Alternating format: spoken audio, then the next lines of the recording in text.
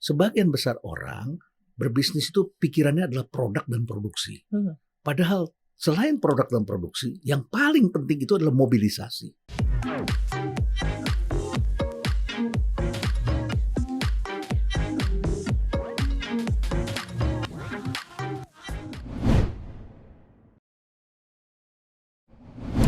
Hai Sobat Cuan, selamat datang di podcast Cuap-Cuap Cuan. Dan kali ini di segmen interview spesial sekali karena podcast ini dipersembahkan oleh Asus Business. Terima kasih Asus Business sudah mensupport podcast kita kali ini. Nah, kalau kemarin kita ngobrolin soal pengembangan karir, seperti apa kita harus sudah mulai alert nih kalau karir kita lagi mandek, dan kita harus sudah mulai lagi mengasah keahlian dan keterampilan kita.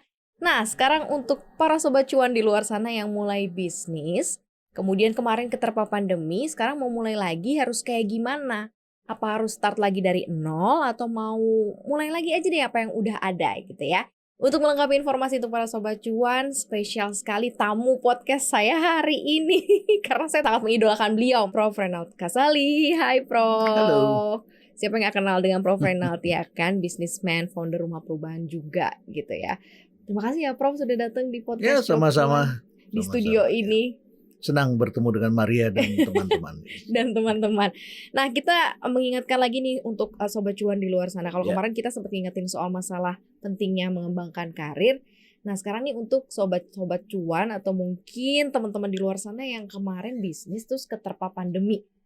Bingung gitu Prof. Nah gitu sekarang gak tau nih kalau dilihat dari keadaan dan kondisi sekarang nih sudah mulai kondusif lagi kah untuk mulai bisnis nih kalau dari kacamatanya Prof.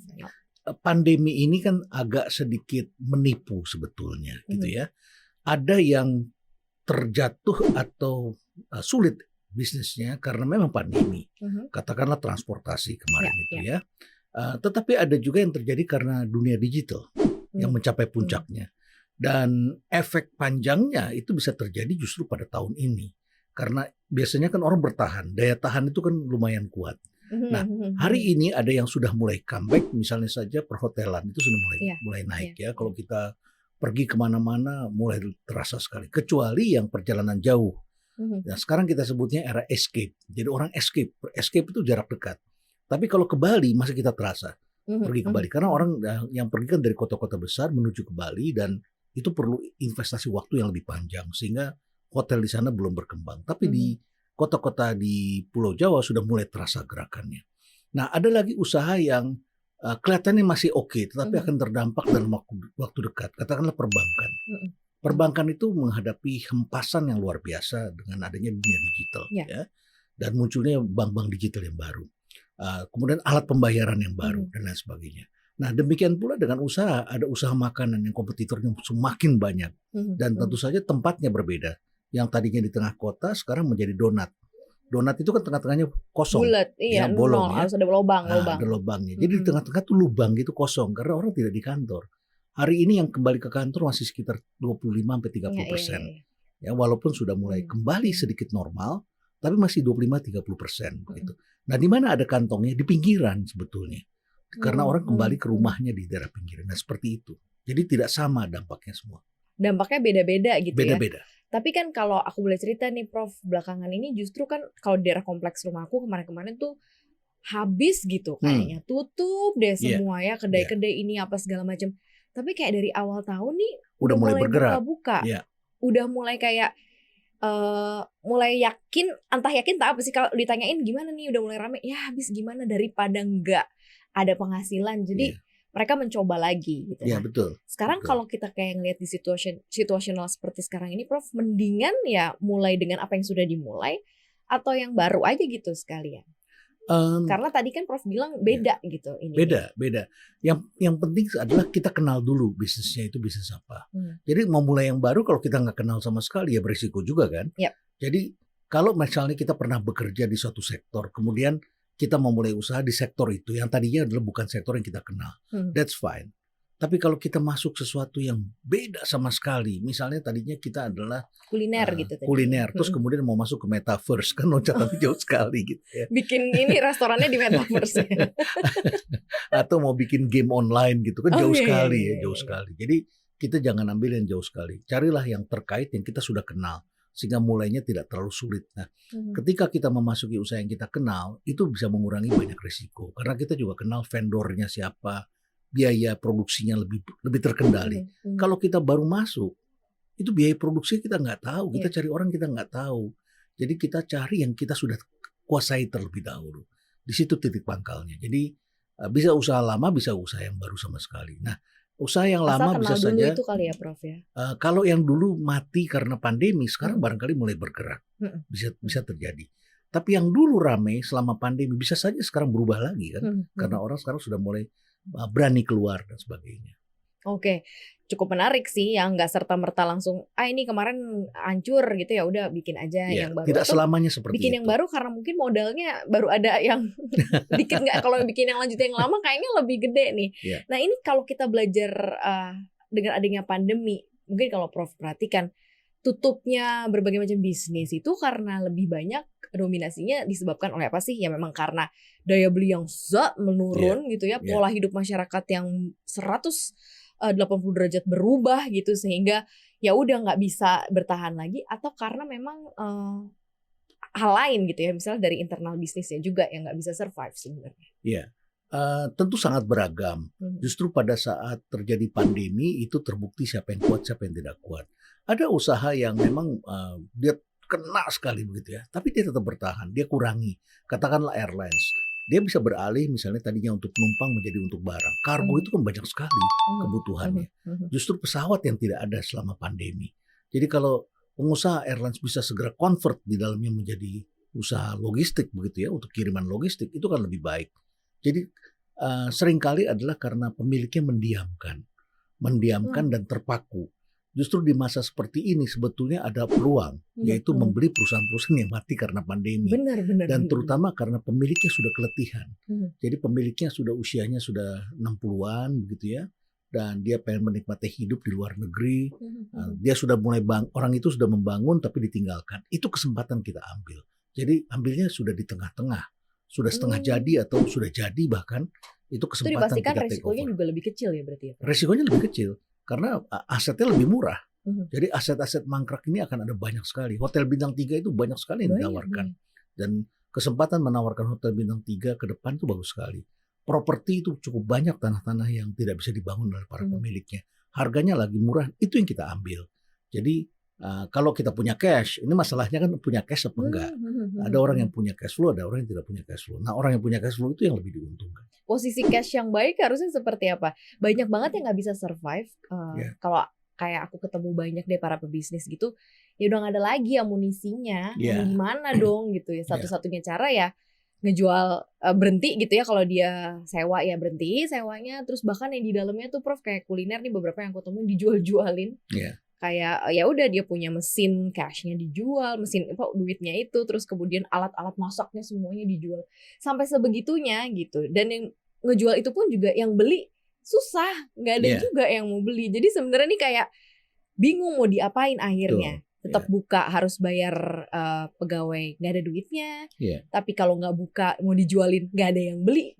Kepentok sana sini Prof, kasihan banget. Nah ini mungkin cash sebagai salah satu kunci juga kali ya Prof. Kalau kita sekolah itu diajarkan 30 cashnya 30%, 70%-nya aset. Tapi kalau saya lebih percaya kita harus punya cash flow itu lebih dari 50%. Jadi jangan semua dihabiskan dalam bentuk aset. Kaya aset, menjadi orang yang kaya dari aset itu nggak enak loh. Kita kelihatannya kaya begitu, tapi cashnya nggak banyak. Kan kita perlu cash untuk menjalankan kehidupan. Jadi cash itu membuat orang bahagia dan rileks dalam menjalankan usaha. Karena dia rileks, maka dia akan lebih mudah untuk menjalankan usahanya. Nah, kalau dia habiskan semuanya uangnya untuk dalam bisnis, begitu terjadi gejolak, dia akan panik. Karena sekarang di saat pandemi, dia nggak cukup bisa bertahan 6 bulan, setahun, 2 tahun. Kita harus punya posisi cash, paling tidak untuk 3 tahun menghadapi situasi gejolak. 3 tahun. Nah, bagaimana caranya? Tentu saja ketika kita jalankan pada tahap tertentu, cost kita harus pangkas. Harus dipangkas. Jadi ketika terjadi pandemi, di mana yang kita harus kurangi? Orang ketika pulang ke rumah tidak bekerja di kantor, kita harus negosiasi dengan pegawai. Saya bisa mempertahankan kamu, yang penting kamu gaji pokoknya dulu.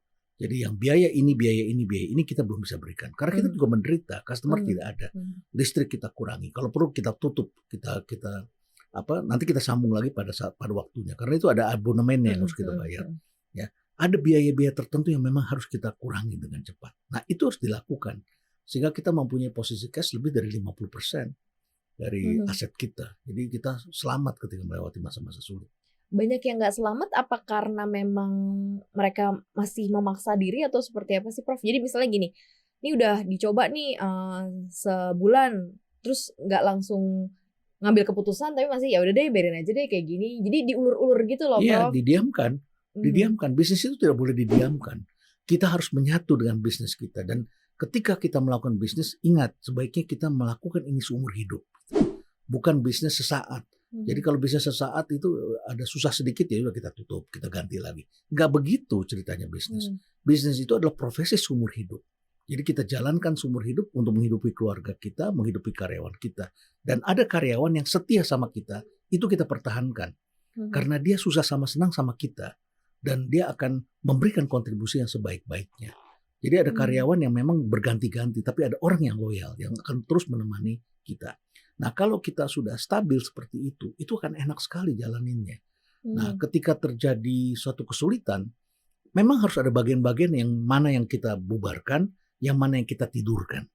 Ya, dibubarkan tuh udah, kalau ditidurkan masih bisa dibangunin lagi. Masih bisa dibangunin lagi. Jadi karyawan hanya kita pulangkan ke rumah, kita kurangi berapa persen, begitu ya. Kemudian biaya-biaya tertentu kita pangkas.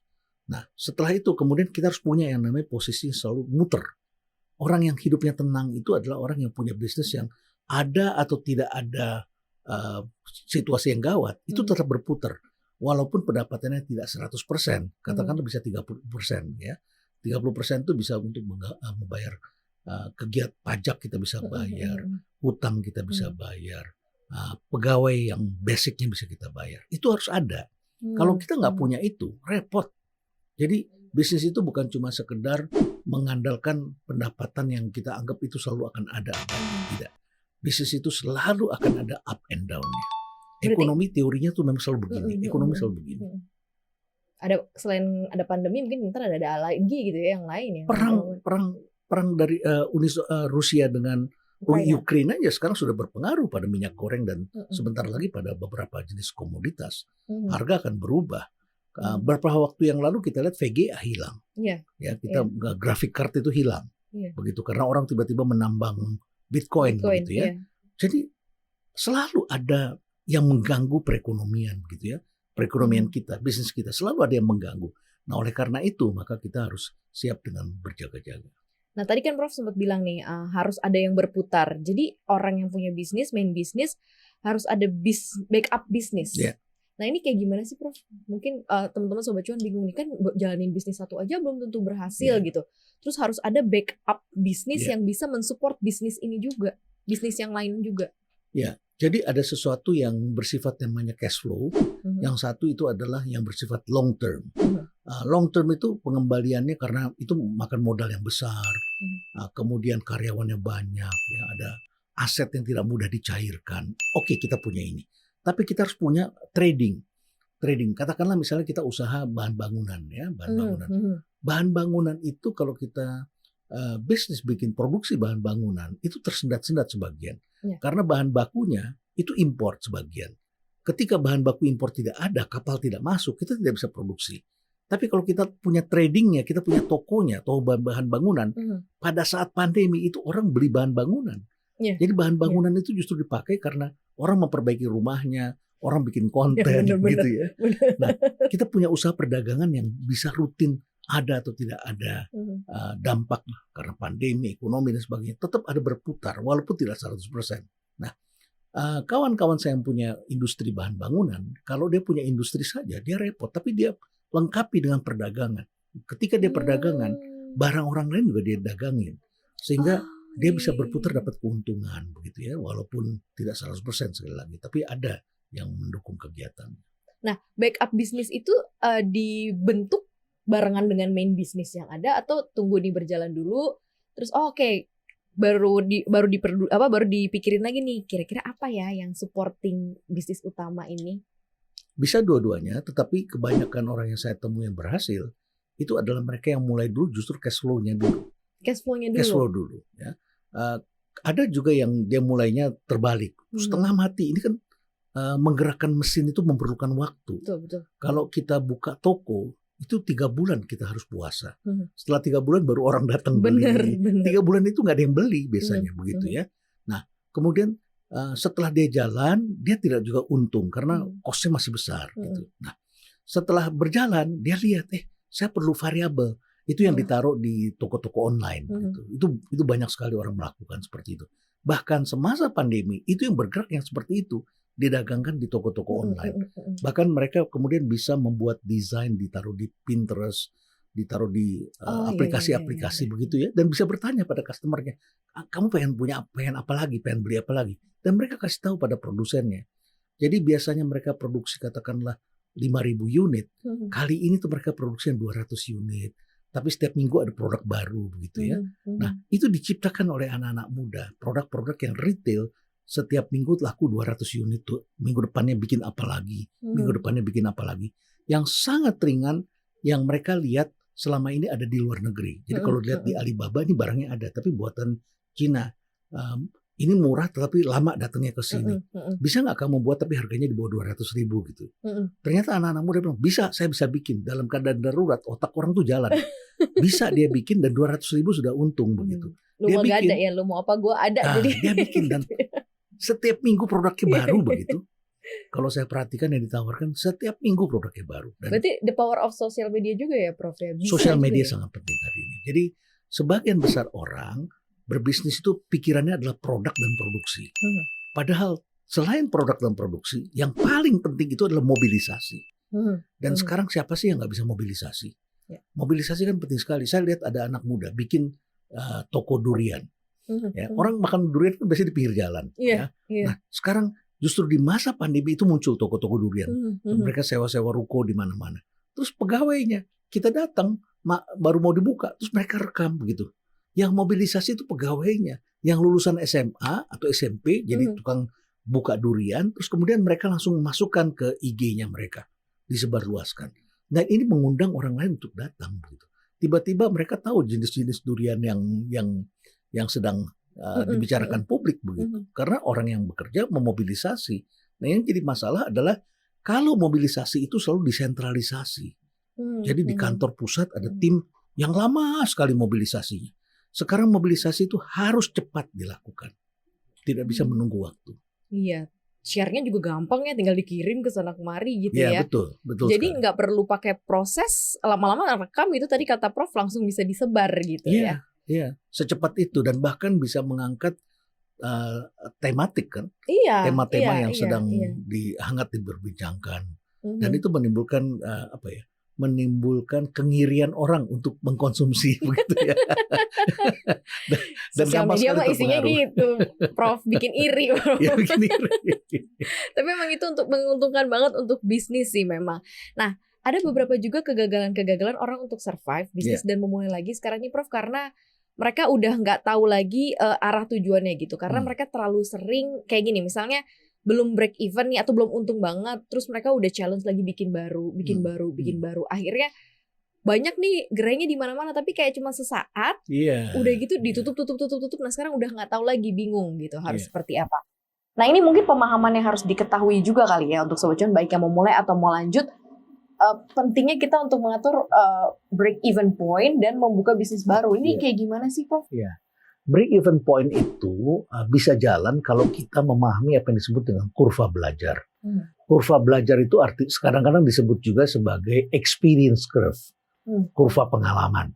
Jadi semakin kita berpengalaman, cost of production atau biaya produksi itu turun. Jadi setiap orang yang berusaha, ya ini ada garis waktu ke kanan gitu ya, garis waktu ke kanan, ini adalah garis biaya ke atas. Ini biaya. Ketika kita baru memulai, siapapun memulai ya, itu cost of production-nya tinggi awalnya di atas gitu. Tapi waktu berjalan semakin kita berpengalaman, angka kesalahan kita akan turun. Turun. Nah disinilah biaya yang kita harus pertahankan. Biaya yang paling murah setelah kita berpengalaman. Nah disitulah cost kita yang harus kita hitung dan menjadi break even point ketika kita produksi berapa. Kalau kita baru mulai saja sudah langsung pengennya break even point, kemudian kita menjual atau memproduksi sesuai dengan angka break even point-nya itu berapa. Katakanlah akan break even point kita produksi 5.000 unit. Padahal sampai 1.000 tuh, itu ongkos belajar dulu gitu. Kita beli bebek 5.000, tiba-tiba 5.000-nya mati begitu. Ya, kan mendingan kita pelihara 100 yang mati. Setelah kita belajar 100 mati, kita tahu, oh begitu ya caranya. Barulah kita teruskan produksi. Tapi orang kadang-kadang nggak sabaran, pengen langsung break even point 5.000 ekor dia beli bebek. Nggak taunya semuanya mati begitu, dia kehabisan uang kan. Kalau kita coba dulu learning dulu, 100 ekor, kalau dia mati, kita dapat pembelajaran, terus kita mulai lagi, oh dia nggak boleh dikasih air yang begini, kita harus peliharanya begini. Akan lebih baik. Ada ongkos belajarnya juga. Iya. Yang suka dilupain soalnya itu gitu. Itu dia. Ketika kita bikin usaha makanan, kita pikir enak, kita pikir kita suka, selera maka orang lain suka, begitu ya. Padahal kita pikirkan ke selera orang yang beli, kita harus dengarkan. Oh ternyata dia nggak suka yang begini, dia nggak suka kemasan yang begini. Kita lengkapi, kita perbaiki. Ketimbang kita sekarang mobilisasi besar-besaran, terus kemudian orang sudah nggak suka, repot kan kita. Nah itu tuh Sobat Cuan yang mungkin harus diketahui juga. Berarti kalau gitu sebelum Bapak idealnya deh Prof untuk membuka lagi usaha baru atau cabang baru gitu ya dalam sebuah usaha nih, BEP plus atau seperti apa sih Prof? Karena banyak banget yang bilang, udah balik modal yang ini, berarti modal ini, yang ini kan udah balik modal nih, bisa dibuka lagi deh satu lagi blok, karena ini udah balik modal, jadi istilah 100 udah balik 100 nih, 100-nya bisa dibuka lagi nih kayak gini gitu kan anak-anak sekarang mikirnya. Tentu kita harus buat rencana. Bisa saja ini belum balik modal, kita sudah perluas karena kita melihat ada yang lebih besar yang perlu kita garap dan kita lihat pertumbuhannya ke depan. Bisa saja macam-macam dilakukan, tapi kita harus terencana, jangan terlalu bernafsu sehingga kemudian biaya kita menjadi besar. Ada orang yang bikin jual furniture bagus, tapi dia lakukan itu dijadikan startup. Furniture tidak perlu startup kan. Karena orang perlu coba, perlu lihat dan sebagainya. Lawannya dia tuh yang di Klender, yang di pinggir-pinggir jalan. Dekat rumah saya Prof tuh Prof. Barang bagus, tapi kok adanya di pinggir jalan harga murah. Tiba-tiba dia bikin startup, dia harus beli barang dengan harga yang lebih murah. Gak ada orang mau kasih itu. Tapi dia sudah semangat bikin yang sebanyak-banyaknya. Nah, ketika dia lakukan itu, lama-lama dia gak dapat supply. Jadi jangan lupa bahwa bisnis itu bukan cuma market, tapi supply-nya continue atau tidak. Jadi kalau kita sudah yakin kita coba di 2 tempat dan ternyata bergerak dan ternyata animonya bagus, baru kita pikirkan buka yang ketiga, yang keempat. Kita buat rencana bagaimana permodalannya, siapa yang akan memberikan modal kepada kita, biaya modalnya apakah cukup murah atau tidak. Kita cari pada orang yang seperti apa yang bisa memberikan titipan uang pada kita. Nah kalau kita rencanakan dengan baik, ke depannya akan lebih enak. Planning, business plan, ada tadi belajar gitu ya, uang belajar, ada business plan, itu paling penting. Market Prof, tadi kan Prof bilang nggak cuma market gitu ya, tapi kan hati market harus didapatkan kan, digrab atau dicuri, dibikin jatuh hati jadi akan kembali gitu ya Prof. Tapi market punya seleranya sendiri-sendiri yang kita kalau sebagai pebisnis harus ngikutin juga kan. Karena bisa aja berubah ya, kayak minuman boba deh contohnya. Boba ABC. Tadinya A, terus sekarang muncul yang banyak banget yang lebih murah, akhirnya ke B gitu ya. Selera market kita nggak pernah tahu. Nah ini kayak gimana nih? Cara supaya bisnis establish, ada brand-brand besar yang masih ada sampai sekarang ya.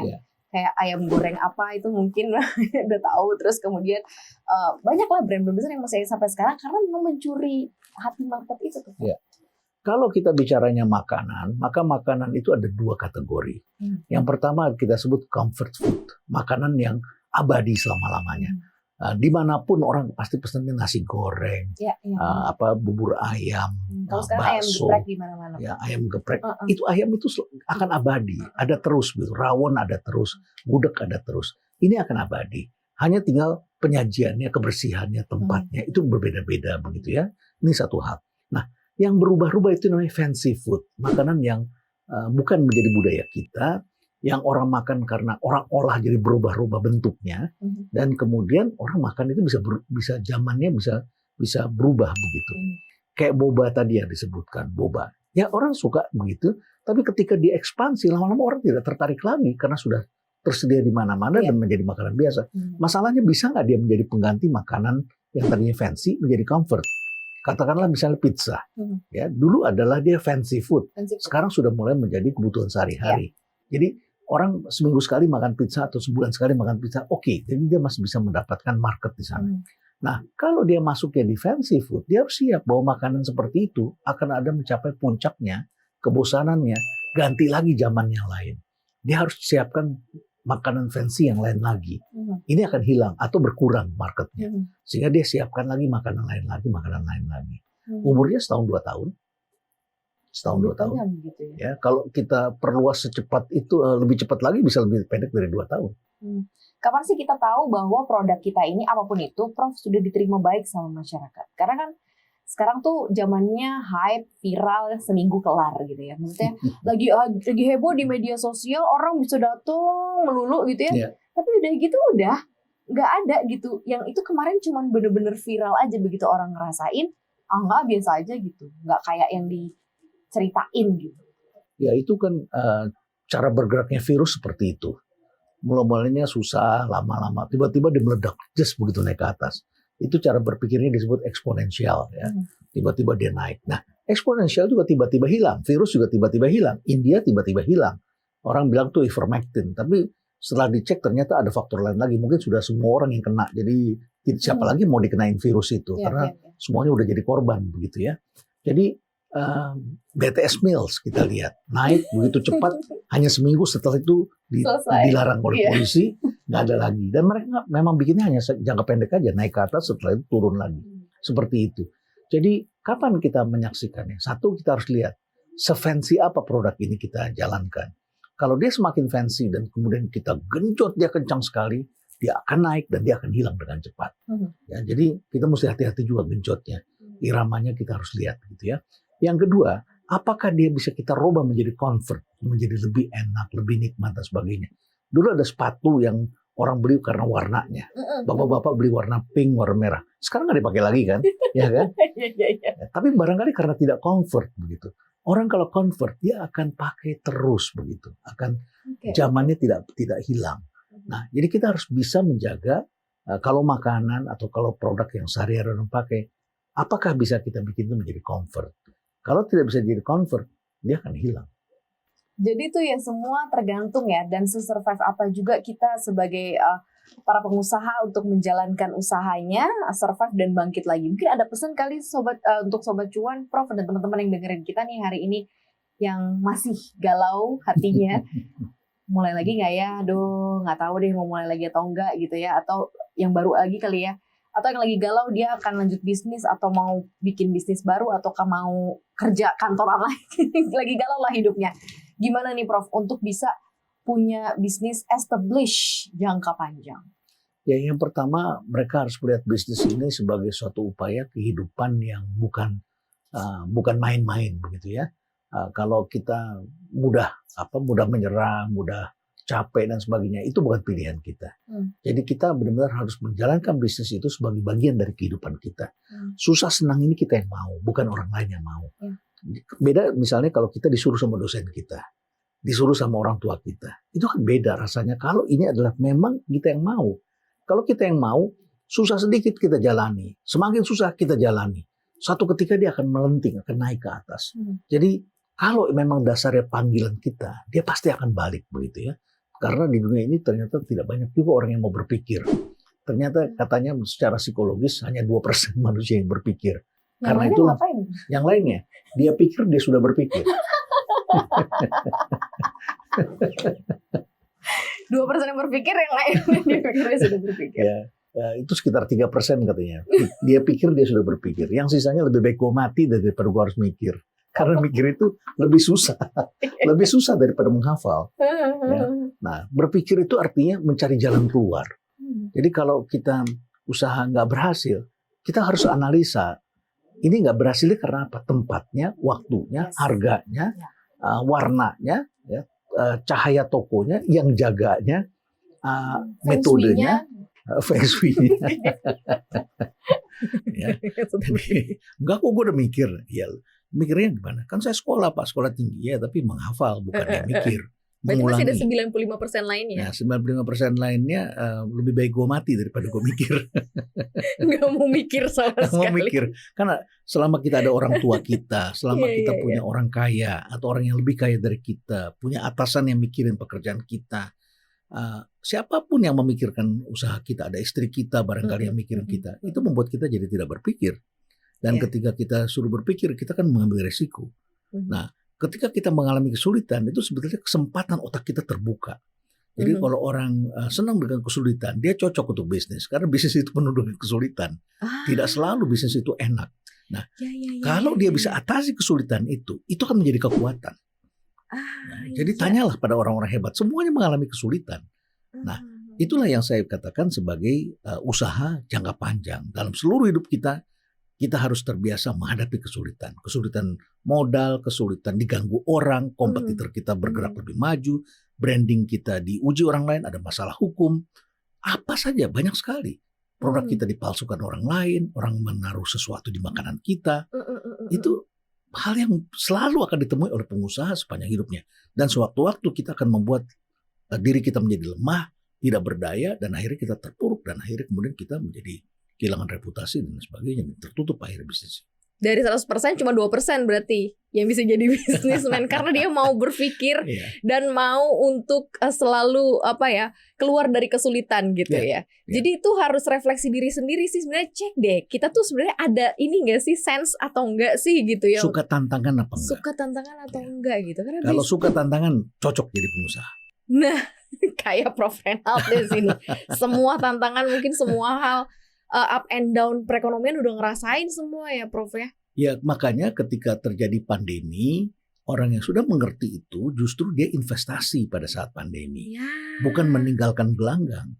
Karena begitu pandemi selesai, justru dia adalah orang yang paling siap menyambut situasi baru. Itu yang harus kita pikirkan. Kalau kita pandemi tiarap, ya sudah hilang. Gitu deh.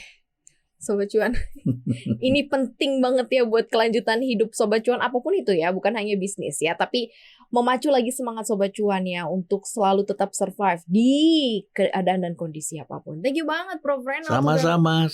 Ngobrol di Cuap-Cuap Cuan, udah berbagi banyak hal, dan sekali lagi juga thank you buat Asus Bisnis sudah support podcast hari ini. Jangan lupa ya Sobat Cuan ya, podcast kita ini ada hadiahnya giveaway buat Sobat Cuan yang mendengarkan obrolan saya dan juga Prof Reynald. Bisa mendapatkan e-wallet masing-masing Rp250.000 untuk 5 orang pemenang. Pertanyaannya stay tune dan lihat terus Instagram kita di @cuap_cuan. Nanti ada di sana. Jadi ya Sobat Cuan dengerin, kemudian pertanyaannya di sana dan jawab juga di sana seperti apa ya. Rp250.000 untuk 5 orang pemenang e-walletnya. Thank you Prof sekali lagi. You're welcome. Terima kasih juga Sobat Cuan. Jangan lupa dengerin kita di Apple Podcast, Google Podcast, Anchor, dan juga Spotify. Jangan lupa follow akun Instagram kita di @cuap_cuan. Dan juga jangan lupa untuk follow YouTube channel kita ya. Jangan lupa ya, subscribe di Cuap-Cuap Cuan. Kita juga tayang di CNBC Indonesia TV. Jadi pokoknya semuanya buat Sobat Cuan. Sekali lagi terima kasih banyak. Bye, sukses terus Sobat Cuan. Sampai jumpa.